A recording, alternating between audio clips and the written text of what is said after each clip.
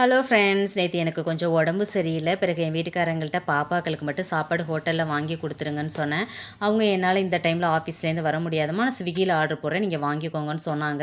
சரின்னு சொல்லிட்டு வாங்கியாச்சு. 2 சாப்பாடு 400ன்னு சொல்லியிருந்தாங்க. இது வரைக்கும் ஆன்லைனில் நாங்கள் ஆர்டர் பண்ணி வாங்கி சாப்பிட்டதே கிடையாது. பேக்கிங்லாம் சூப்பராக இருந்தது. குழம்பு கூட்டெல்லாம் பார்க்குறதுக்கு கலர்ஃபுல்லாக இருந்தவொடனே சாப்பாடு ரொம்ப பிரமாதமாக இருக்கும் அப்படின்னு சொல்லிட்டு தான் ஆர்வமாக எடுத்து வச்சோம். ஆனால் கடைசியில் சாப்பாடு பார்த்திங்கன்னா ரொம்பவே ஆவரேஜாக தான் இருந்தது. ஆனால் பொரியல், கூட்டு, கேசரிலாம் தான் கொடுத்துருந்தாங்க. சாப்பாடு பார்த்திங்கன்னா காரம், பிறகு ஒன்றுல உப்பு இல்லை, இந்த மாதிரி தான் இருந்தது. குழம்பு பார்த்திங்கன்னா சாம்பார், ரசம், வத்தல் குழம்பு கொடுத்துருந்தாங்க. 3மே பார்த்திங்கன்னா ரொம்பவே ஆவரேஜ் தான் இருந்தது. சாம்பார் ரொம்ப காரமாக இருந்தது. வத்தல் குழம்பு பயங்கரமான இனிப்பு. ரசம் பயங்கரமான புளிப்பாக இருந்தது. கடைசியில் என் பாப்பாக்கள் பார்த்திங்கன்னா தயிரும் அதில் ஒரு ஊறுகாயும் கொடுத்துருந்தாங்க.